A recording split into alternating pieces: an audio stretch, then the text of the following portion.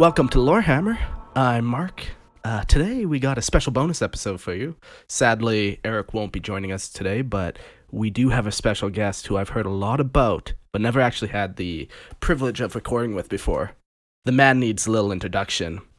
Hey everyone, I'm Trevor Buzak. Thanks a lot for having me on. It's awesome to finally meet you, Mark. I always enjoy every episode you're on. Oh yeah, thanks man. It's gonna be a good episode. So today's topic is sharing some of my lore that I've written and coming up with for like my different armies that I plan on doing. And I was hoping to bounce some ideas off you, Trevor. Better not be any Primaris lore. Well, we'll see. I might sneak a bonus Primaris lore in at the end of the episode, so stay tuned if you wanna hear me fall to horrible Primaris. Okay, sweet. So where do you want to start? Well, Trevor, first let me explain the idea behind what I'm doing. So basically, I want to have one of every army. There's so many awesome ideas and themes for each of the factions that I just can't collect one. Like some people, they just collect, Tyranids, and you look at their army and they have like 4,000 points, or let's go crazy, they have 50,000 points of Tyranids. I like everything, man. I just want a little bit of everything, Oh yeah, that makes sense.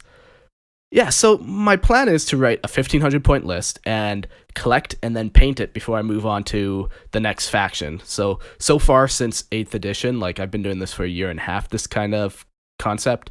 I've done this 3 times. So the first one I did was with my Tau, and I started that like a year and a half ago, right around the end of the Tau RPG. And then I did my Obliterators, and then I did my Tyranid army. So I that's what I've done so far. Oh, very cool. Do you got any picks? Oh no, not really. I mostly just harass people walking on the sidewalk to look at models, to get the word out. Come into my garage, come check this out. So it's awkward, doesn't work very well, but I should really start posting some online or something. So when you say factions, I'm assuming you're not collecting any like Ultramarines, Dark Angel, Space Wolves army. You're just doing one Space Marine army? Yes and no. Like when I say factions, I mean like the Imperium as a faction, Chaos as a faction. So for like Imperium, I'm just doing like a custom guard regiment. Oh yeah, buddy. Love the guard. There's so much you can do. Can't wait to hear. Well, as all things in 40k, they're pretty freaking grimdark, especially the guard. So let's start with a quick recap of what I have. 2 of them are pretty well known on the Lorehammer circles, but I don't think I've talked too much about my Tyranids that I've just pretty much done. Yeah, I've heard about your Tau a lot. R.I.P. Mom Praz, you did well, buddy. Yeah, so I told the story on the podcast. Poor guy finally found peace. So stepped on by an Imperial Knight. Good times. So my Tower, a clone trooper themed army.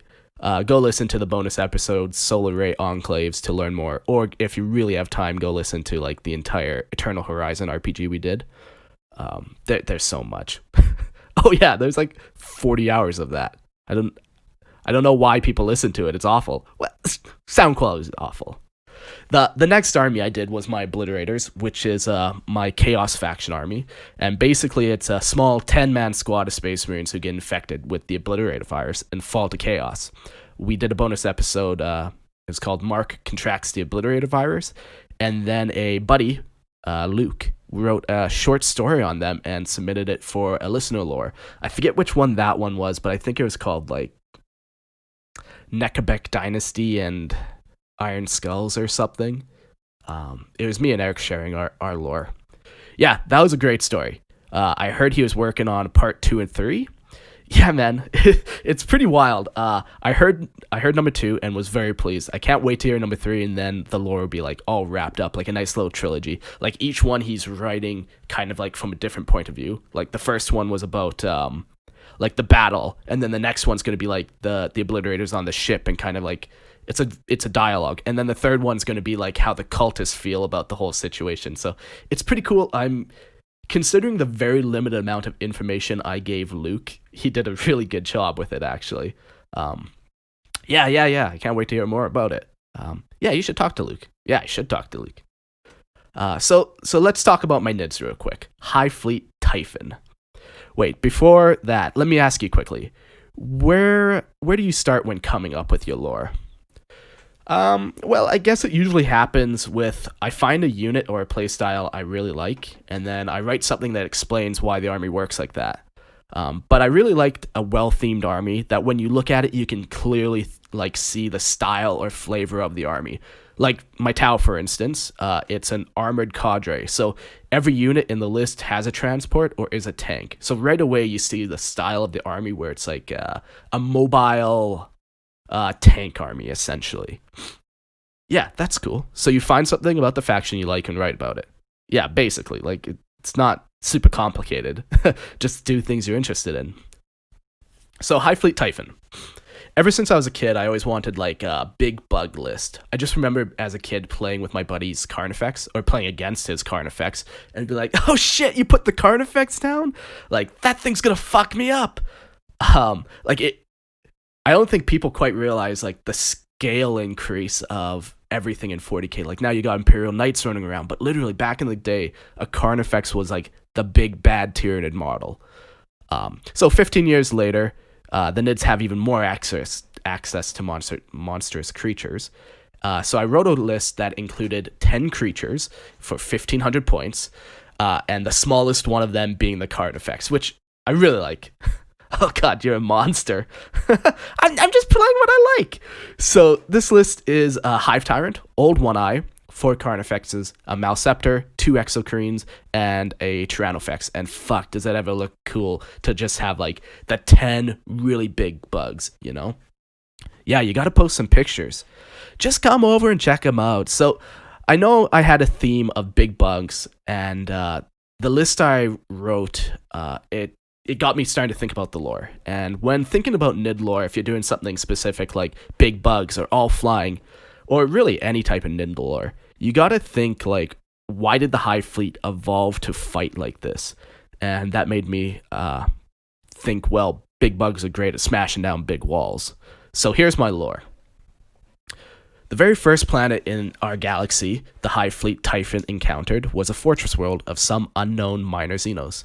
It was well protected, and rumored even the Imperium during the Great Crusade couldn't crush the planet. So the Nids land on the planet and start to make contact with the minor Xenos. There was a few small skirmishes, but the entire population of the minor Xenos fled and hid in massive continent-sized fortresses, protected by shields, walls, and many guns. So the siege began. The Nids started with their typical approach and attacked the wall with a variety of creatures. And soon the hive mind realized that wouldn't work, and it adapted its tactics and tried creating millions of smaller creatures to swarm the fortress. This tactic also failed. Adapt, overcome.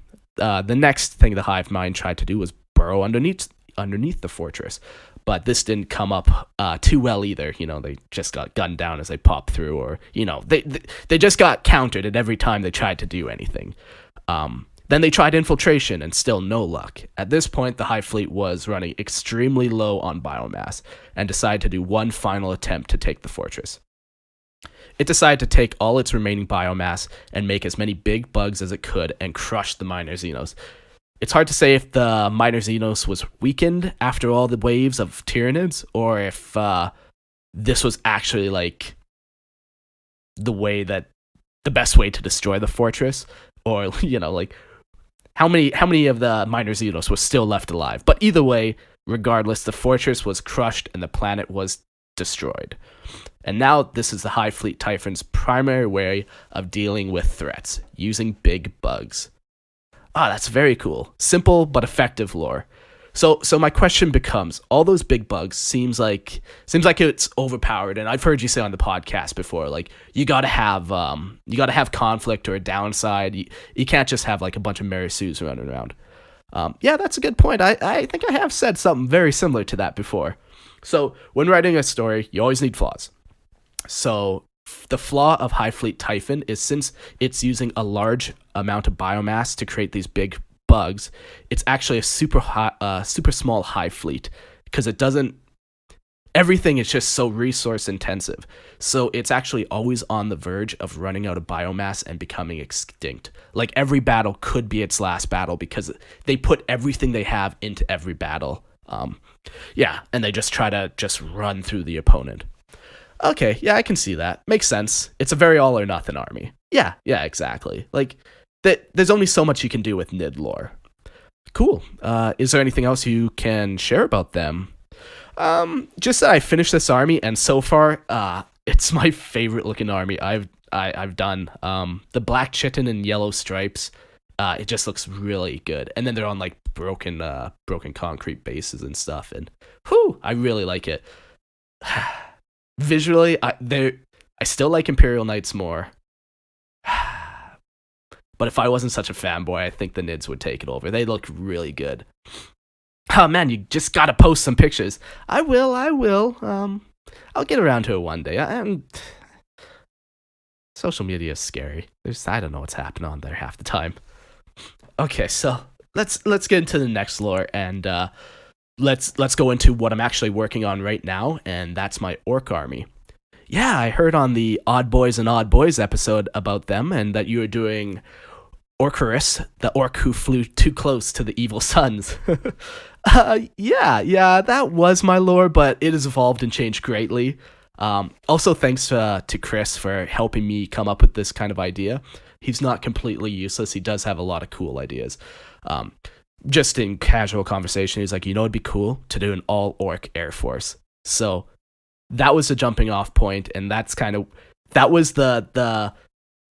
that was what I needed to do this. I'm like, yeah, that would be fucking cool. So I took it and ran with that idea from there. That might have been Christian's only worthwhile thing that he's ever done. Yeah, probably. So here's what I came up with for the lore. I know I want to do an all-orc flying list, so I just need to think of something cool for why that's a thing. So, Guzruk's Sky Boys. Guzruk was an orc Stormboy who served with the Stormboys since his rebellious youth, but as he became older, the drills and organization of the Stormboys became less enjoyable to him, but he still did like using his rocket pack to fly across war zones into his enemies. He was eventually kicked out of the Stormboys because he didn't polish his boots well enough, which of course led him to replace his legs with bionic power claw feet because the metal is always shiny. I would try to do an orc voice, but maybe Trevor, you want to try? The metal is always shiny. Well, that was kind of more chaosy. I don't know. I'm not a ventriloquist. No, that's something. Anywho, and since he was still an odd boy at heart, because most orcs don't trust anyone who don't keep both feet on the ground, Guzrux became a freebooter and traveled the galaxy as an orc mercenary. He had many adventures. Blah blah blah. Not important. That's not the key to this story. But eventually, he did come across the Great Warp Rift, Gork's Grin, and thought, I bet there's some good teeth in there. So he decided to strap on his rocket pack, open the airlock doors of the ship, while he was... he opened the door of the ship he was on, and tried to fly into the mouth of Gork's Grin to get rich. As he entered the Warp Rift, Gork's Grin... funny things started to happen to him. He started getting visions of laughing and smiling orcish faces. This only happened for moments before he was sucked deep into the warp and vomited out on the other side of the galaxy, nowhere near Gork's Grin. But with this vision of Gork smiling upon Guzrux, he knew his life's calling. He was Gork's prophet and was destined to be the first orc to fly through Gork's Grin. So he joined another freebooter band, because now he's on the other side of the galaxy, nowhere near the Warp Rift, and traveled back to the one end of the galaxy, back to Gork's Grin. Upon arriving, once again, he strapped on his rocket pack, leaving his ship and flying into the Warp Rift. Each time, he lasts a little longer and gets a little further through the rift before being spat out across the galaxy. Each time, he sees the laughing, grinning faces of the warp, laughing, grinning faces in the warp, and his god, Gork.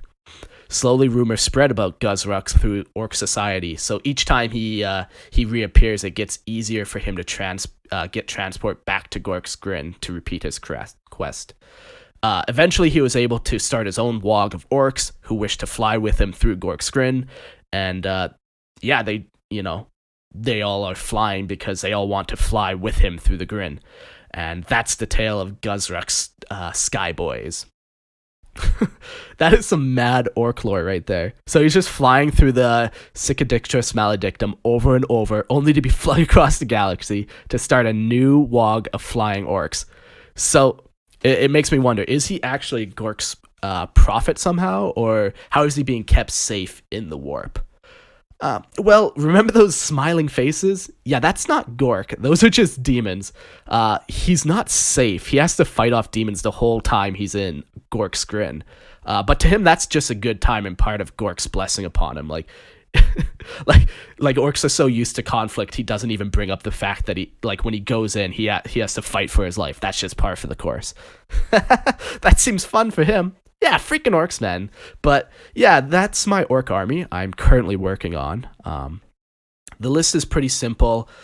It's all flying orcs. I'm not 100% sold on what I'm doing. I got like 90% of my list that I want to do. I'm kind of still tweaking it, but it's basically going to be, this is for sure, it's going to be that war boss with the rocket pack. He's a named character. I forget his name. And then 60 storm boys, and then 3 orc airplanes. And then that gives me basically like 250 points I'm not totally sure what I'm going to do with. I might toss in some death copters. I might put in a war copter. I'm still playing around with the list a little bit, but I've actually bought all 60 storm boys and the war boss and 2 planes now. So the army's coming along. Yeah, that sounds like a lot of fun to play. Yeah, 60 storm boys arriving turn 2, declaring charges is going to be wild. But yeah, that's them. Cool. What's next? Well, let's talk about my Eldar army. I think I mentioned them before, so I forget which episode, but it was probably on an Eldar episode, I'd imagine. But this idea was actually brainstormed between me and my buddy Matt. UK Matt? Oh yeah, the one and only. Fucking UK Matt, I like him. I wish he moved to Canada. Yeah, I never got to meet him when he was here. Well, shoulda. Great guy. Love that guy. So basically, he wanted to do an all-Wraith Guard Eldar army, which coincidentally, I love the idea of it. So we got brainstorming, and here's what we came up with. Craftworld Crepitus. While the Craftworld Eldar have always been overly sensitive, especially in war, to the point of having to create war masks to keep their precious minds safe from the horrors of battle, Craftworld Crepitus takes it one step further. After a particularly brutal and horrific battle against the sloth, I don't know, I'm not sure how you say it. It's that weird maggot alien race that eats brains, and it truly horrifying stuff. One of the crazier races in 40k. Craftworld Crepitus swore an oath of pacifism. The battle was so horrific that they're just we can't do war anymore. What a bunch of Nancy's. Come on, man, don't interrupt me, Trevor, when I'm talking.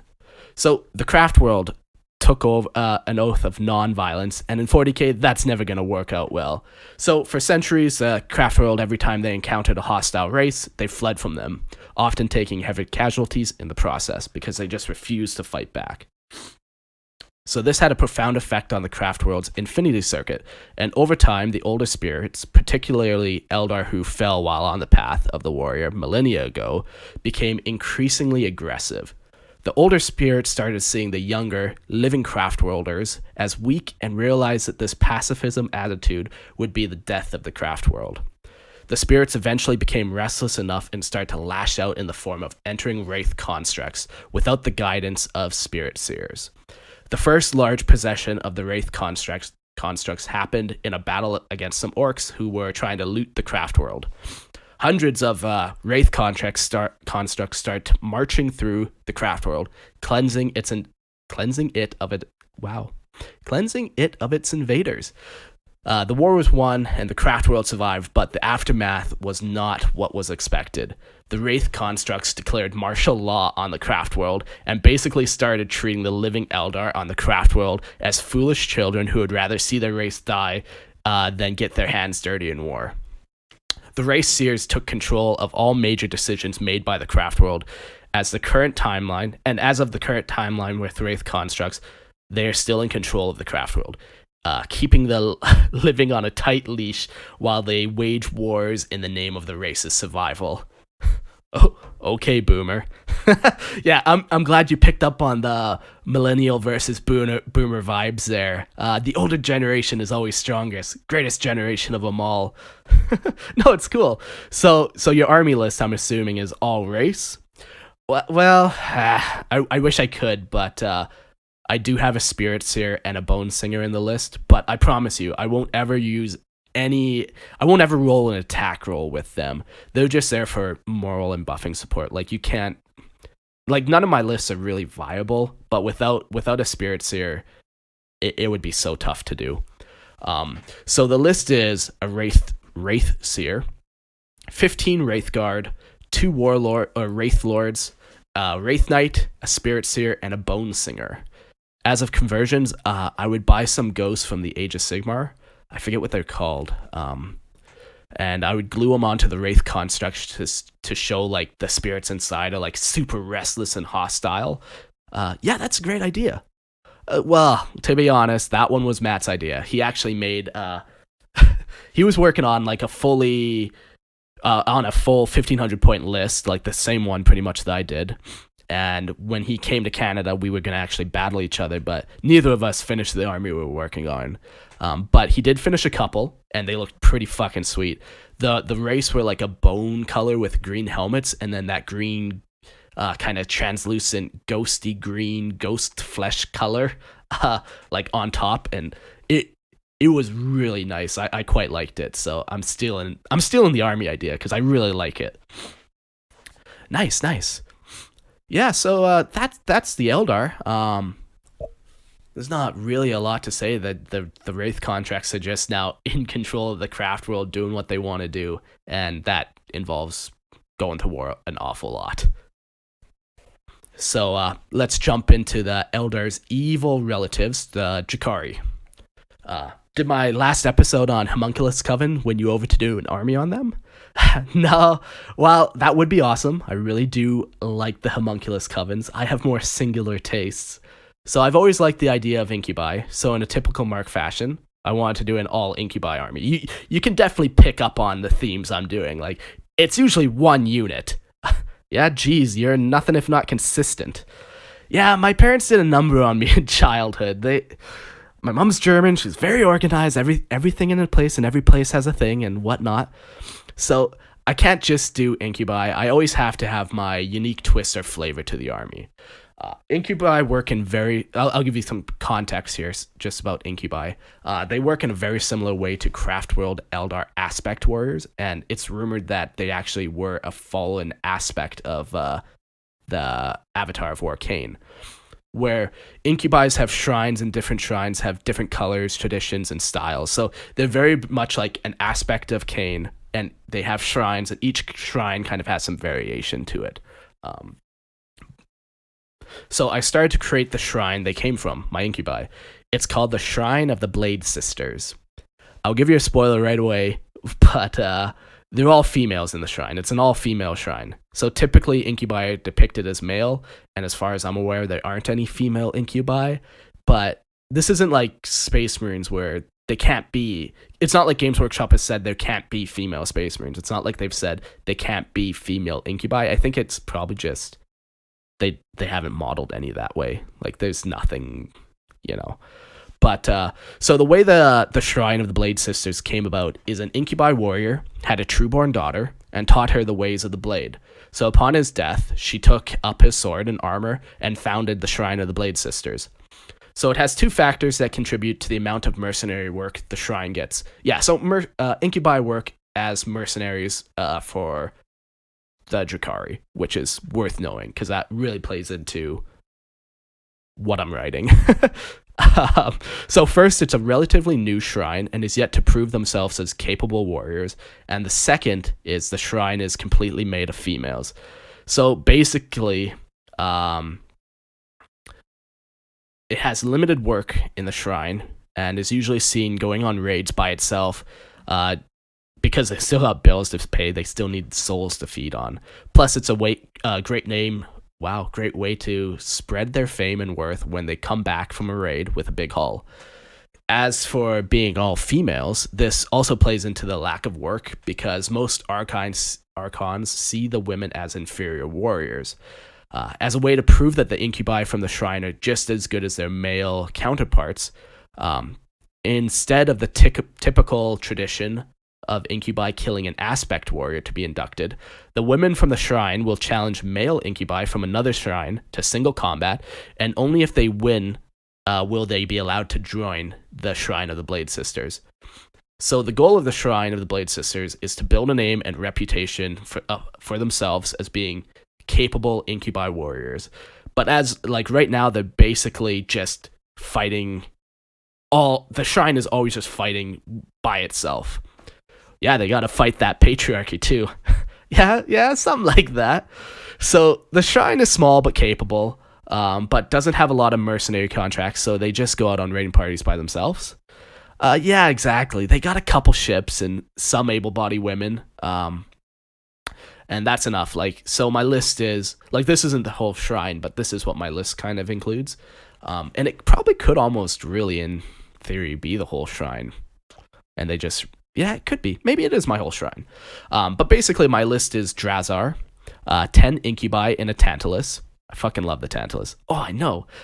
That's what made me want to do this army. Is a buddy of mine showed me the Tantalus model. I've never seen it before. Like, and this was within the last 6 months. I'm like, I fucking love that. I need one. So that's what sprung this whole army into being. So it's 10 Incubi and a Tantalus, 20 Incubi in like 2 Raiders, 10 in each, and 2 Reapers.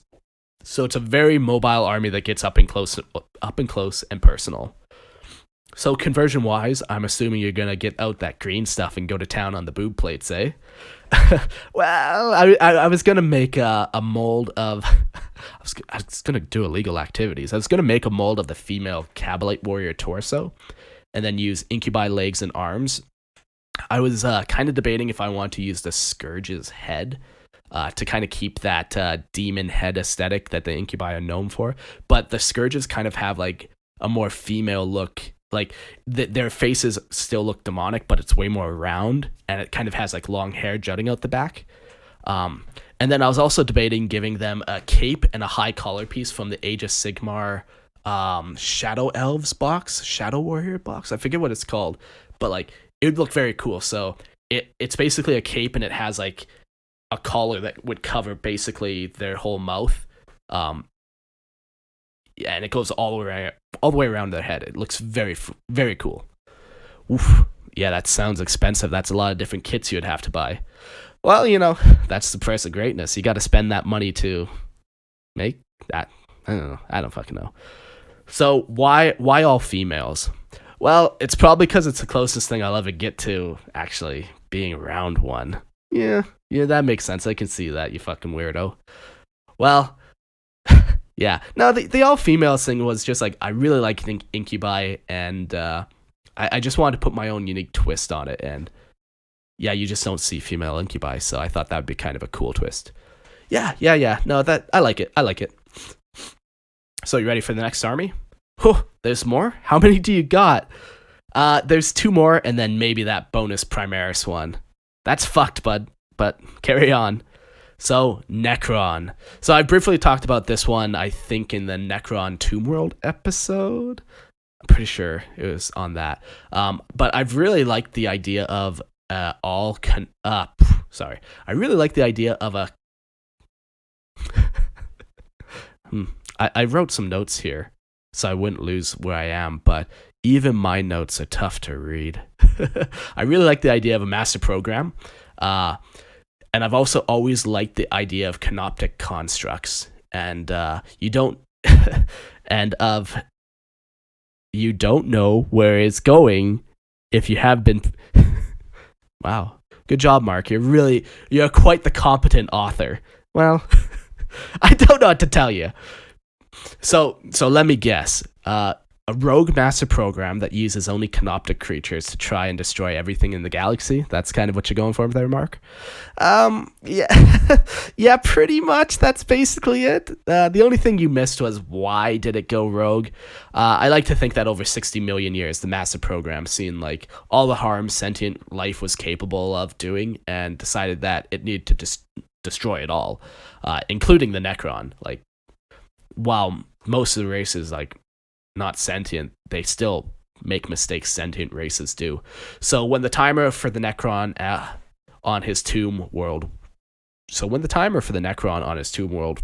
went off, the master program basically hit the snooze button and instead made an army of canoptic creatures to go out into the galaxy to purge it of life. So this isn't really a Necron army at all then, technically. Yeah, I guess technically not. Like, there's no Necron in my list. Yeah. And I guess technically no, it's not. It's not really a Necron army. Well, would you ever consider, instead of the master program killing the Necron on his tomb world, that the Necron would just damage and unable to be awoken? Why that as opposed to what I said? Well, the rogue AI, bent on destroying everything seems kind of cliche.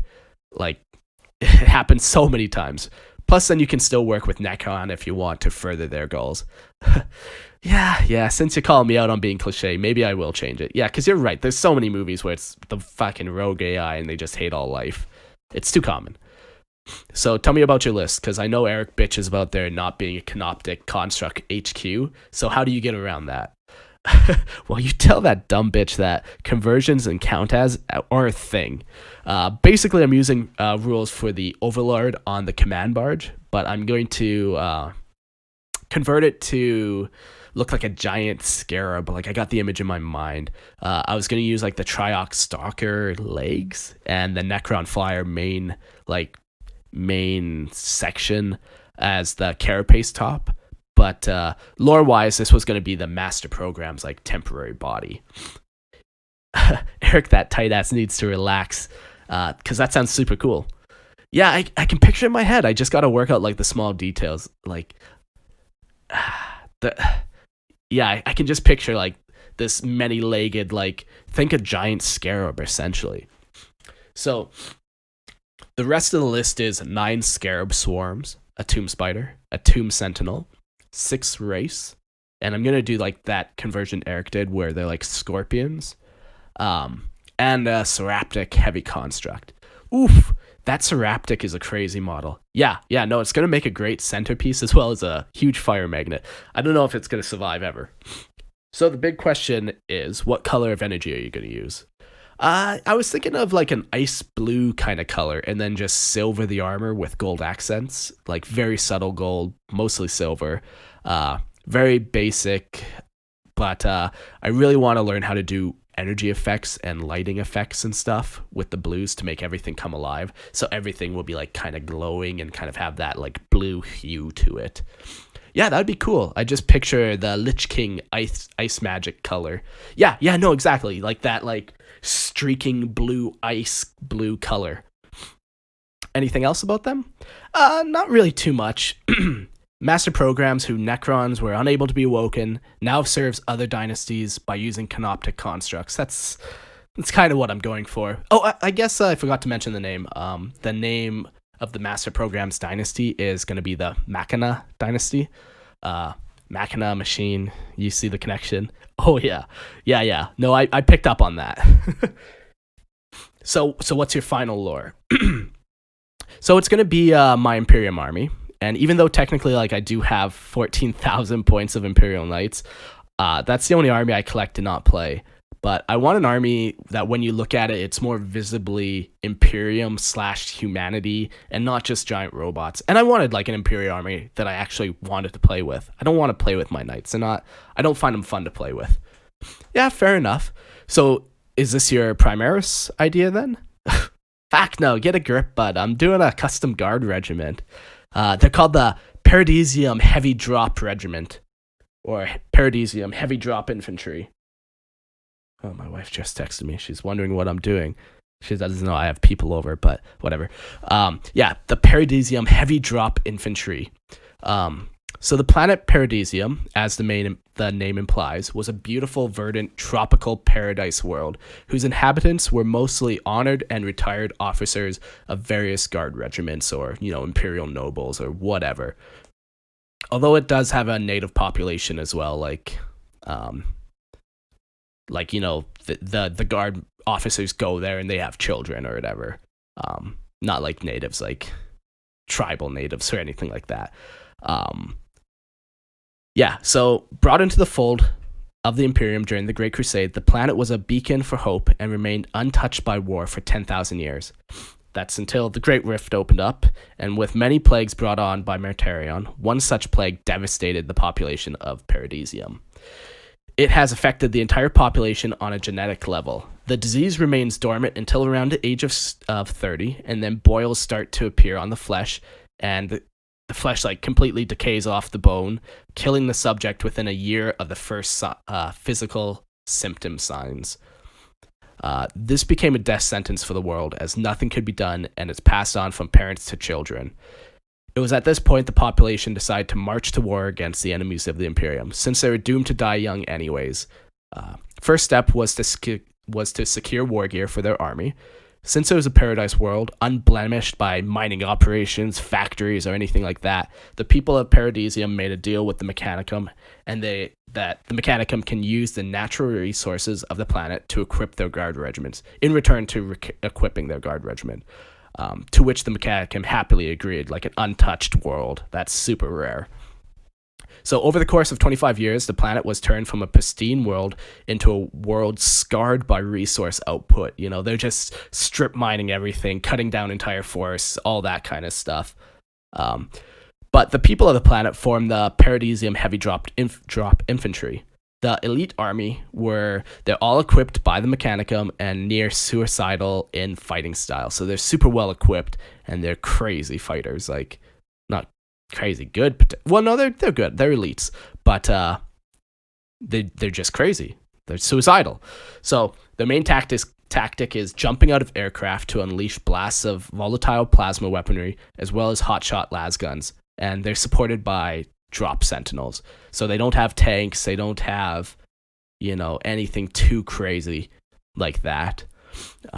So doomed to die, they vowed to go out taking the enemies of man with them. Over the course of 100 years, the world's mindset changed from like a relaxed, easygoing people into like this death cult where the only worthwhile way to live was dying in the guard. Like everything shifted into that death cult idea.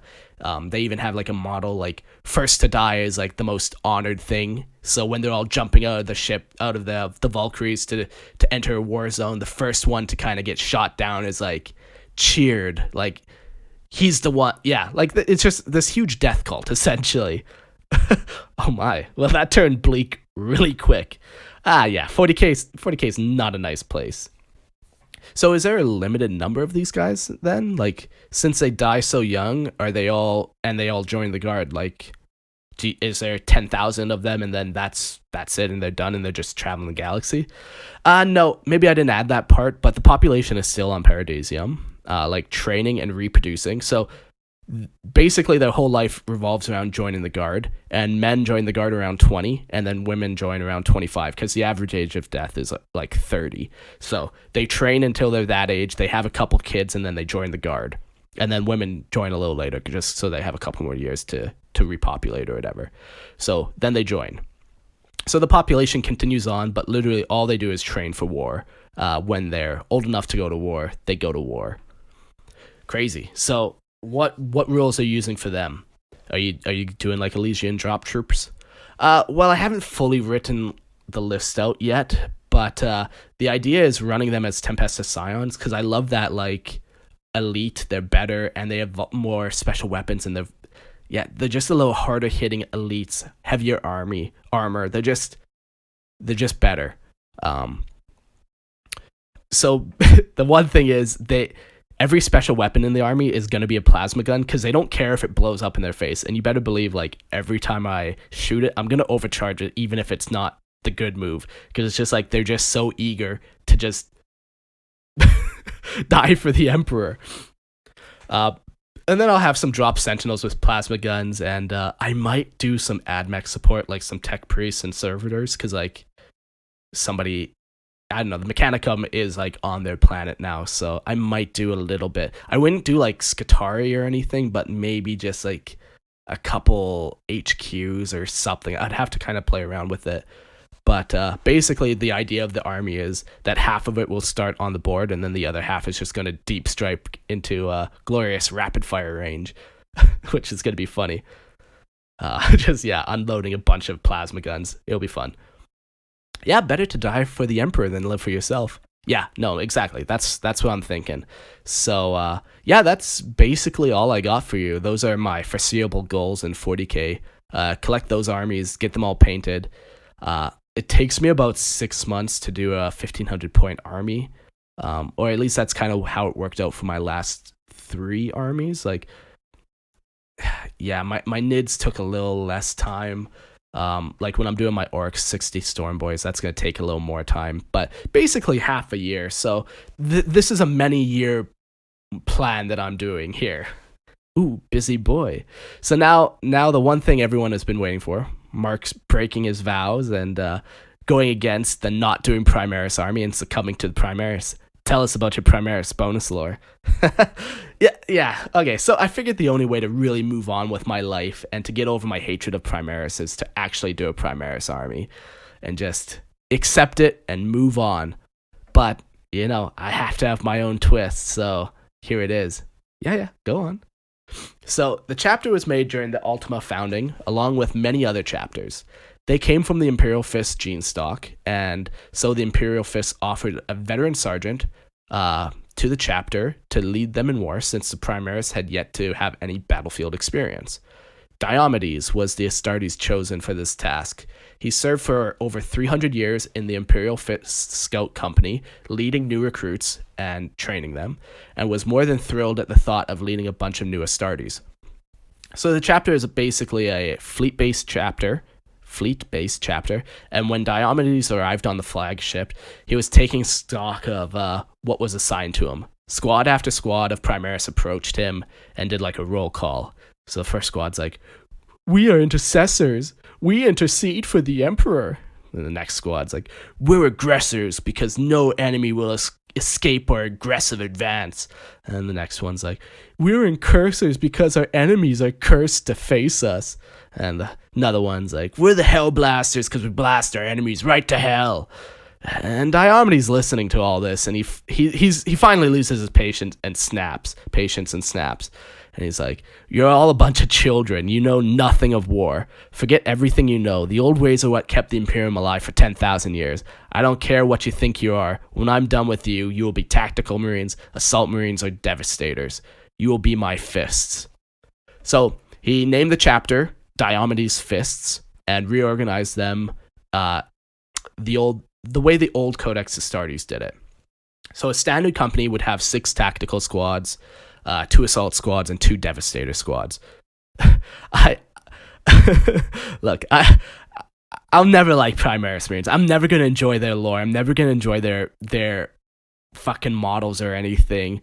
One of the things I hate a lot about them is just how goofy their names and their roles are. Like, oh, intercessors. Like, they're supposed to be this tactical army, but they just don't feel like they fit together. Like, when you look at the old Space Marines, you could see how it kind of worked. You had tactical squads, and then you had devastator squads to support them, and you had assault squads to go flank the enemy. You could get a feel for the army and how it actually went together and worked as an army. With Primaris, it's just like, oh, okay, so why are there incursors, and what's the role of aggressors? And there's no hard numbers on how many things there are. It just feels like they're just making up new roles as they feel like it. It just doesn't feel like a fluid army. So I want to go back to the old way everything worked together, because I really liked old Space Marines. So this army won't be playable because I'm going to make Primaris tactical squad, which means like a sergeant, and then a special weapon and a heavy weapon and like 7 bolter guys. And like my assault Marines are going to have jump packs, chain swords, and bolt pistols. Like, you can't do any of this.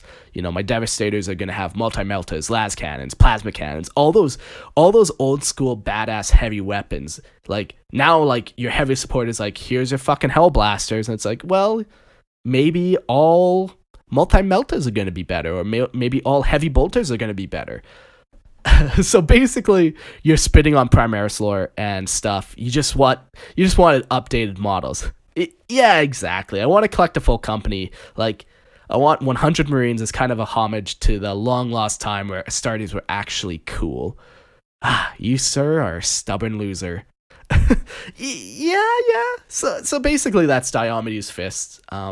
Like, this is going to be the very last army I ever do. Well, no, sorry, let's not get carried away. After I do all the other armies I've talked about in this episode, then I'm going to do a full company of these Space Marines or whatever. So we're talking, many years down the road. Plans might change by then. Who knows? Maybe Primaris might get some cool models like Assault Marines, or they might. I might warm up to them. Who knows? Hard to say. Probably not though. Cool. Well, do you want to hear lore for my army? I've actually written up some lore I'd like to share. Nah, sorry, Trevor. We're actually all out of time, but thanks everyone for listening to this episode. I hope you enjoyed. If you have any feedback or would like to know more about any of these armies, let me know. I'm happy to always talk, or if you have your listener lore, send that in. Hit me up on Facebook, Instagram, email. I'm always around. Support us on Patreon. We're still looking for more donations so we can get that camera and video quality up and going. Yeah, that's gonna be sweet when that happens. So, Trevor, thanks for joining me. It was nice to finally meet you and do an episode with you. Mark, you're a weird man.